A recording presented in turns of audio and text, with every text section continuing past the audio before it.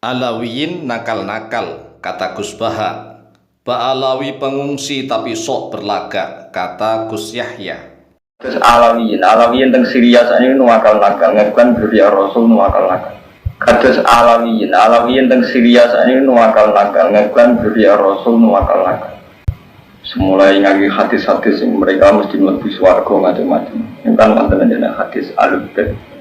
Al-Ashraf Al-Ula datang ke Nusantara bukan karena lari, memang sengaja datang untuk berdakwah dan membangun peradaban. Nah, Al-Ashraf Al-Thaniyah iki pengungsi, mustajir. Iki Al-Ashraf Al-Thaniyah iki sing nganti saiki isih mempertahankan nama FAM ya. Bangsa As-Saqaf, Al-Attas,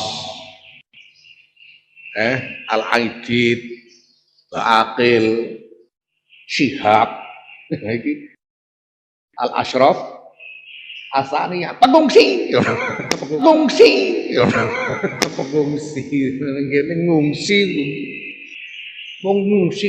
kok ngene ngenger jaluk tulung. Nanti surah macam-macam yang penting ya. Ngenger jaluk tulung. Nanti surah macam-macam yang penting ya. Nek wong Jawa butuh ya ditulungi, tapi ora terus berlagak memimpin orang Jawa, ora. Berlagak memimpin orang Jawa, ora. Saudaraku kaum muslimin wal muslimat rahimakumullah, saudara-saudaraku sebangsa dan setanah air Indonesia. Potongan video pengajian Gus Baha dan potongan video pengajian Gus Yahya tentang Alawiyin Ba'alawi adalah video lama. Tetapi esensi dari isi pengajiannya sudah jelas. Bahwa Alawiyin itu nakal-nakal, suka mempolitisir hadis-hadis maudhu'. Hadis maudhu' itu hadis apa? Yaitu hadis-hadis palsu, hadis-hadis bohong dan dusta. Ini kata Gus Baha. Jadi memang Alawiyin itu terkenal nakal-nakal, baik itu di Syria maupun di Indonesia sama. Kalau sudah terkena virusnya orang-orang Syiah, mereka suka menggunakan hadis-hadis maudhu'. Kan hadis itu ada yang sahih, ada yang hasan, ada yang dhaif. Ada yang dhaif terbagi-bagi. Dan tidak hadis tetapi mengatakan hadis, berdusta, berbohong, mengatasnamakan Rasulullah SAW disebut maudhu'. Maudhu' itu hadis palsu, bohong dan dusta yang sangat jahat karena mengatasnamakan Nabi Muhammad SAW. Nah, itulah tadi intisari dari isi video pengajiannya Gus Baha. Sedangkan kata Gus Yahya juga sudah jelas nih, bahwa Al-Ashraf Al-Thaniyah. Al-Ashraf artinya adalah para syarif. Al-Thaniyah gelombang yang kedua. Jadi para syarif yang kedua. Karena Al-Ashraf Al-Ula, para syarif yang pertama yaitu gelombangnya Wali Songo. Itu disebut Al-Ashraf Al-Ula. Kemudian Al-Ashraf Al-Thaniyah yaitu gelombang yang kedua, golongannya Bani Alawi atau Ba'alawi, yang sering menggunakan kata Habib.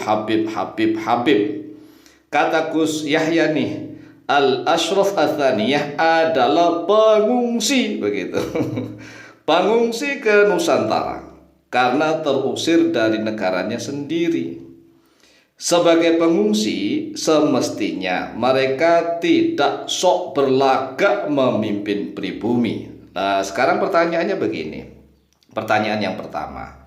Lalu bagaimana cara kita menghadapi para Ba'alawi nih, ya duriyah Ba'alawi atau Alawiyin yang nakal-nakal, yang suka mempolitisir hadis-hadis maudhu'. Hadis maudhu' itu bukan hadis. Bahkan itu adalah kotoran sampah, begitu. Sampah yang kotoran, najis. Mengapa? Karena dia berdusta mengatasnamakan Rasulullah SAW. Lebih baik hadis yang dhaif. Walaupun ada ulama yang memasukkan bahwa maudhu' termasuk dhaif, tidak bisa sebenarnya. Dhaif itu ada dhaif dari segi sanad dan dhaif dari segi matan. Tetapi kalau maudhu' itu sampah, benar-benar sampah yang najis, yang dia sangat jahat luar biasa mengatasnamakan Nabi Muhammad SAW. Pertanyaan yang harus dijawab dan harus menjadi sikap kita. Bagaimana kita menanggapi ya oknum-oknum Habib yang sering mempolitisir hadis-hadis maudhu untuk membodohi kaum muslimin di Nusantara? Kira-kira jawabannya apa nih? Itu pertanyaan pertama. Pertanyaan kedua, ya kalau seandainya para Habib yang di Nusantara ini keturunan daripada Al-Ashraf Athaniyah, ya para sadah yang kedua yang datang ke Nusantara yang mengungsi ini, tapi duriahnya kan sudah hidup di Nusantara. Tiba-tiba mereka sekarang berbalik, berlagak sok gitu, sok berlagak menjadi pemimpin pribumi. Lalu bagaimana sikap kita? Apakah sikap kita harus ya enggah nggih, ya manut nurut enggah nggih, walaupun toh yang mendoktrin itu adalah Habib-Habib yang jahil, Habib-Habib yang bodoh, yang tidak mengetahui tentang seluk-beluk Al-Quran dan Al-Hadis. Lalu bagaimana sikap kita? Apakah kita hanya mengagung-agungkan dzatiyah? Mengagung-agungkan dzatiyah, Masya Allah, luar biasa nih.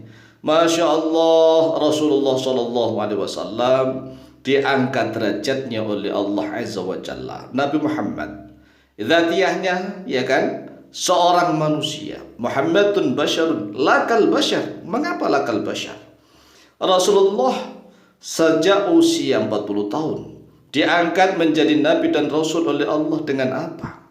Dengan ilmu Al-Quran, namanya wahyu, diwahyukan. Lah kok ada oknum-oknum Habib yang mendoktrin Habib jahil lebih utama, lebih agung daripada para kiai-kiai yang ahli. Masya Allah, Masya Allah. Kalau begitu nanti dikhawatirkan nih kaum muslimin di Nusantara akan menyembah benda-benda yang dikeramatkan begitu. Masya Allah, Masya Allah. Ingat Rasulullah SAW saja diangkat derajatnya oleh Allah dengan sebab ilmu. Ya, Rasulullah di Gua Hira didatangi malaikat Jibril, diberi ilmu oleh Allah, diangkat menjadi nabi dan rasul, diturunkan Al-Quran selama bertahun-tahun. Masya Allah.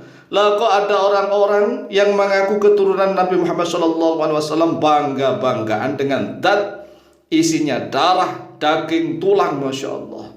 Ini sungguh luar biasa, sungguh luar biasa. Oleh sebab itu jawab saja nih, kalau ada oknum-oknum Habib yang berlagak memimpin pribumi, lalu bagaimana sikap kita? Sikap yang harus kita tempuh. Demikian, semoga dijawab. Lebih kurangnya mohon maaf. Wallahu ta'ala a'lam bishawab.